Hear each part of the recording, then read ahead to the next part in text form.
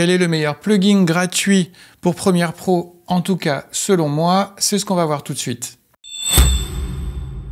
Dans cette vidéo, on va donc découvrir ensemble un plugin gratuit que j'utilise aussi bien pour mes vidéos TikTok. Je te propose d'aller faire un tour pour voir ce que ça donne.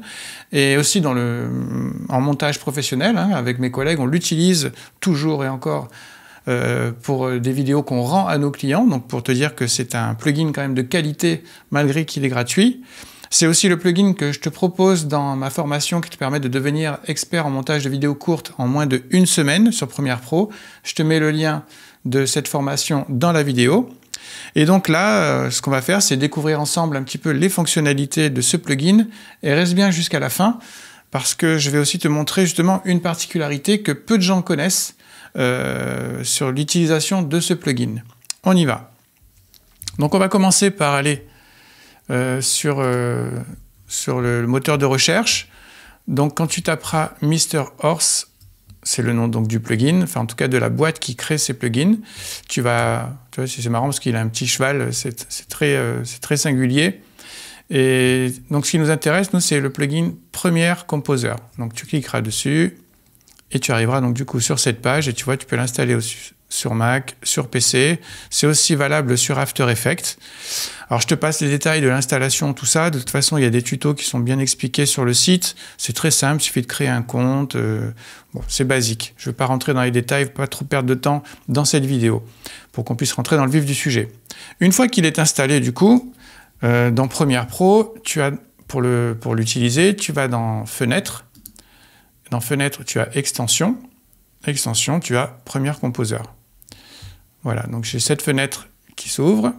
Voilà, je vais essayer de l'agrandir un peu, mais ça n'a pas changé grand-chose pour toi. Et tu vois, donc tu as le Pack Starter. Et là, tu as User Library, c'est ce qu'on va voir en fin de vidéo. Tu vois, ça, c'est génial. Ça fait gagner un temps fou. Donc, dans le Pack Starter, tu as plusieurs propositions. Donc, tu as les textbox. Donc, tu vois, ce sont des textes qui sont justement dans des box. Eux, ils appellent ça des box. Tu as d'autres textes animés. Tu as les transitions, ça c'est super pratique. En tout cas, c'est celle que j'utilise dans mes vidéos TikTok et même, comme je te disais, dans les montages professionnels, on l'utilise encore. Parce que, j'ouvre une parenthèse, parce que souvent, on a tendance à vouloir chercher des titrages de fou, etc., des transitions de dingue. Mais finalement, dans 80% des cas, ce qui est proposé là, en tout cas, ça suffit largement. Et mettre trop d'effets, il faut que ça soit cohérent avec la vidéo, mais ce qu'on voit sur les réseaux sociaux, la plupart du temps, ce qui est proposé en tout cas avec ce plugin gratuit, c'est franchement suffisant pour te dire non, on l'utilise vraiment encore avec des rendus professionnels pour des clients, donc ça suffit. Tu as donc aussi, ce qui est sympa, voilà, tu as des petites animations aussi de social media, donc dans mes vidéos de YouTube, c'est celui que j'ai utilisé. Tu as aussi des petites animations sympas qui te permettent, voilà, des petites flèches animées, etc. Tu as aussi des petits effets sonores. Alors, il y en a très peu, mais ça peut être sympa à utiliser. Il y en a quelques-uns que j'aime bien, le bip, etc. Donc ça, je l'utilise quand même. Donc, pour l'utiliser, c'est très simple.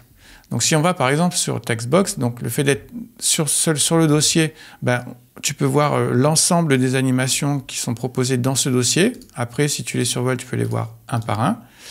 Donc moi j'aime bien procéder en cliquant sur le dossier. Et pour l'appliquer, franchement, c'est hyper simple. Une fois que tu as fait ton choix, tu le prends. Alors, oui, tu as deux possibilités. C'est où tu le choisis et tu cliques sur Add, ou sinon tu le glisses. Moi j'aime bien le glisser. Hop, tout simplement. Et tu te retrouves donc, alors je vais réduire cette fenêtre. Et tu te retrouves avec ton animation. Ce qui peut contribuer à augmenter... Tu vois, c'est aussi simple que ça. Ça, tu peux donc du coup mettre des paramètres. Tu peux bien sûr changer le texte. Tu peux changer la police. Tu peux changer les couleurs du texte, les couleurs de l'élément, etc. Bon, tu vois, c'est super facile. On va en choisir un autre pour la démo. Donc on retourne dans Dossier. On va aller plutôt dans Text Preset. Alors, on va choisir par exemple celui-ci. Celui-ci est pas mal parce que justement, il est sobre. L'apparition du texte par le bas. Créer des opportunités. Voilà. Et là, pareil, quand tu cliques sur ton élément, Eh bien, tout simplement, tu peux ajuster la vitesse, les couleurs, etc. Alors, je ne vais pas rentrer dans les détails de tout. L'idée, c'est de te montrer, te faire découvrir ce plugin et qu'ensuite, toi, tu l'intègres dans tes montages et tu survoles un peu. OK? Donc, les transitions, alors ça, c'est top aussi. Les transitions, c'est bien, elles sont bien classées, bien présentées. Donc, tu vois, quand tu es sur transition, le dossier, alors, tu les as toutes. Mais après, tu as aussi les sous-dossiers. Donc, tu as les panoramiques. Tu as les zoom in, zoom out. Tu vois, c'est quelque chose que j'utilise assez régulièrement. Et ce qui est sympa, c'est que tu as le son avec. Donc, ça, c'est top aussi. Tu vois, par exemple, si je choisis zoom out, tu le glisses. Hop. Et il se retrouve donc, du coup, dans ta timeline. Et tu vois, en fait, là, il est en deux parties. Tu vois, tu as une jonction là entre les deux. En fait, cette jonction doit se trouver dans ta coupe. Donc, alors je réduis encore la fenêtre. Hop. Et ça donne Les vidéos courtes sont quelque chose comme ça. Les vidéos courtes. Alors là, il n'y a pas de changement de valeur de plan. Alors, pour le faire bien comme il faut, on va faire un changement de valeur de plan. Les vidéos courtes. Voilà. Tu vois, c'est hyper simple d'utilisation. C'est franchement de qualité. Tu as quand même un choix sympa. Si tu l'harmonises bien, tu en abuses pas, ça dynamise tes montages sans avoir de connaissances, sans passer par After. C'est franchement super. On va continuer quand même un petit peu, faire un tour d'horizon. Donc, par exemple, tu vois, tu as les animations YouTube. Donc voilà, si tu veux demander à t'inscrire, tu as les petits sons qui vont avec et tout. Tu peux offrir à ton public du contenu intéressant. Voilà, tu as les petits sons subtils. Tu peux bien sûr et ensuite les déplacer, hein, une fois que tu cliques sur ton élément. Donc tu peux agir sur les couleurs, etc. Tu peux jouer sur la position. Voilà, tu peux faire en fait ce que tu veux, changer la police, changer le texte. C'est super. OK, le dernier truc assez sympa, voilà, ça c'est par exemple les Shape Element. Donc tu vois, tu remarqueras sur ma chaîne YouTube, celui-ci je l'utilise par exemple pour t'indiquer où est-ce qu'il faut t'abonner. D'ailleurs, si tu souhaites t'abonner, c'est avec plaisir, hein, pour que tu puisses activer la petite cloche et puis être au courant des nouveaux tutos. Hein. Je te dévoile un petit peu tout ce que je sais, toutes ces années d'expérience en réalisation montage. Donc allez, pour le modèle, je te montre, hop, on la place. Tu vois, elle se retrouve ici. Attends, je vais réduire la fenêtre, désolé. L'audience a tendance... Voilà, et puis pareil, tu peux la bouger, la réduire. Tu en fais ce que tu veux. OK, la rotation, tu peux même changer la couleur, on va la mettre en rouge. Voilà, tu vois, c'est hyper simple et franchement suffisant pour 80-90% des montages qu'on voit sur les réseaux. Pareil pour les petits sons. Donc ce qui est sympa, voilà, c'est que tu peux les lire. C'est d'ailleurs ce qu'on va aborder juste après. Je vais te montrer un peu la puissance aussi et l'utilité de ce plugin. Tu vois, quand tu cliques du coup... Pardon, tu m'entends pas en même temps. Quand tu cliques sur l'élément, ça te le lit automatiquement. OK? Maintenant, ce qu'on va aborder, c'est une fonction justement qui n'est pas très connue en termes, sur l'utilisation de ce plugin, et qui pourtant est super puissante. Je m'explique. Quand on fait donc, je vais la fermer pour le moment, quand on fait nos montages par exemple, et qu'on veut ajouter un dossier de musique dans notre montage, ou rajouter des musiques, donc ce qu'on fait, c'est que on va chercher nos musiques, pour le modèle, hop, ou allez, je vais prendre l'exemple de SFX. Je veux par exemple, voilà, là j'ai quelques pop, allez, sons inversés. Tu vois, donc je glisse mes effets sonores, mais pour les lire, bon, double-cliquer, hop, je les survole, etc. Et ce qu'il y a aussi, c'est que par exemple, pendant le montage, on découvre qu'on a besoin d'un autre son. Donc ce qu'on peut faire, c'est aller le chercher. Donc je vais d'ailleurs te montrer Envato. Moi, c'est celui que j'utilise. Je survole vite fait. Je te mets le lien dans la description. C'est un site de ressources. Et je n'utilise que celui-ci aujourd'hui parce qu'il propose tout ce dont on a besoin pour le montage vidéo. Tu as donc des vidéos de qualité à plusieurs formats. Tu as aussi donc du coup des templates pour After, pour Premiere Pro, C'est juste monumental, la banque qui est fournie, les musiques libres de droit, les effets sonores, du motion graphique, même si tu es assez, comment dirais-je, si tu es assez à l'aise avec Photoshop, Illustrator, etc., tu as plein de templates, tu as des pictos, tu as tout, les polices, des photos, c'est juste énorme. Donc je te mets le lien dans la description, si vraiment tu veux passer un cap, alors c'est sur abonnement bien sûr, mais nous on l'utilise avec la boîte, on n'utilise que ça, parce que le temps gagné, les moteurs de recherche sont super efficaces. Ouais, tu vois, tu peux même cocher ici, tu as des... Comment on appelle ça? Bon, je ne sais pas, mais en tout cas, tu peux faire des présélections, des filtres. Voilà, c'est ça que je cherchais, des filtres, pour pouvoir trouver plus facilement ce dont tu as besoin. C'est juste génial. Donc, pour en revenir à nos moutons, donc par exemple, je veux rajouter un effet sonore. D'un coup, je veux rajouter, je ne sais pas moi, le cri d'un éléphant. C'est pour que ça soit... Je choisis celui-ci pour bien le reconnaître. Ok, donc ensuite, il faut le télécharger. Hop, on va le télécharger.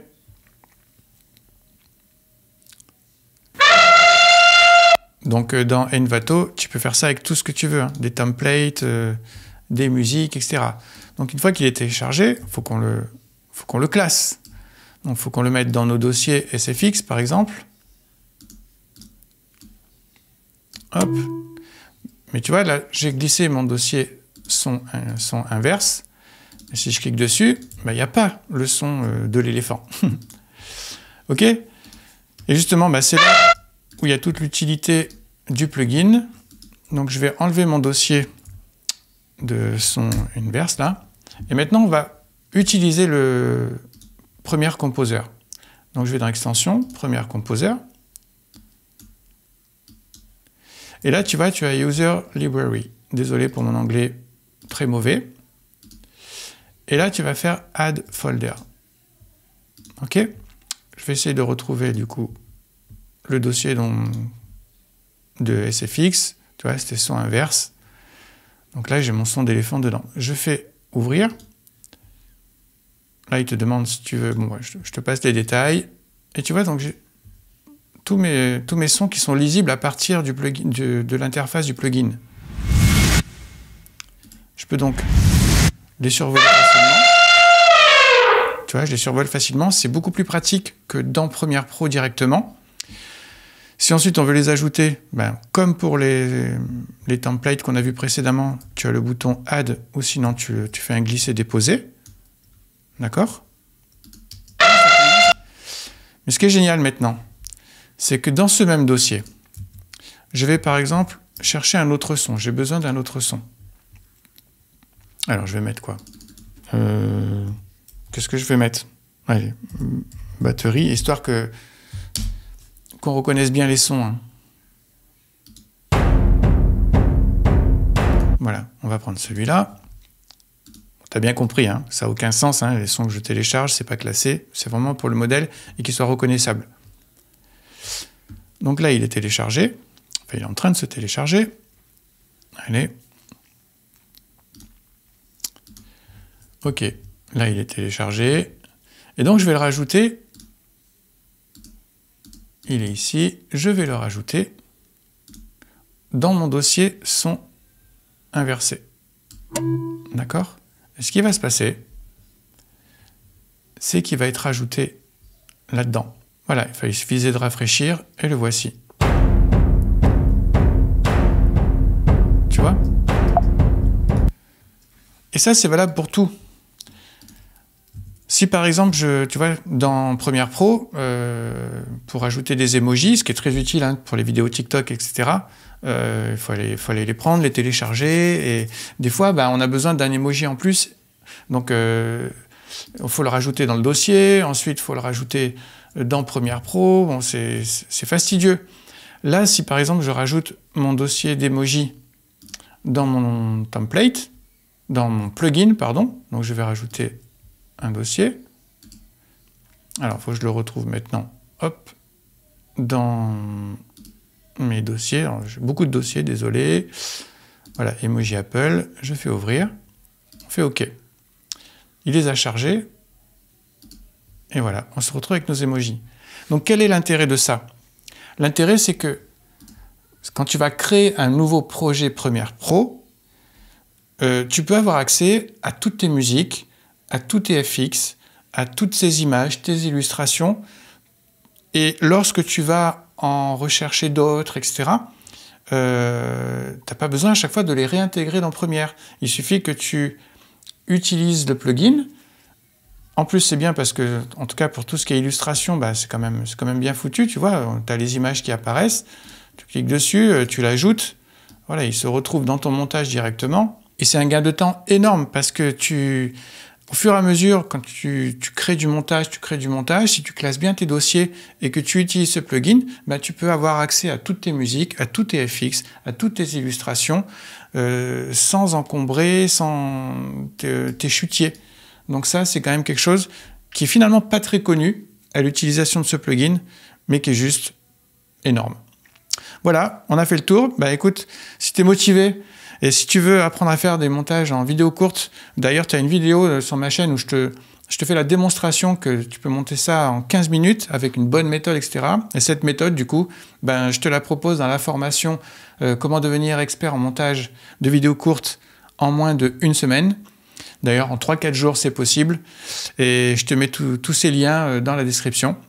N'hésite pas à t'abonner, pose-moi des questions. Mon but, c'est de te partager ce que je sais et surtout de te faire gagner du temps en productivité, en montage, en écriture, en tournage pour créer tes vidéos courtes. Donc, je suis ouvert à toutes tes questions.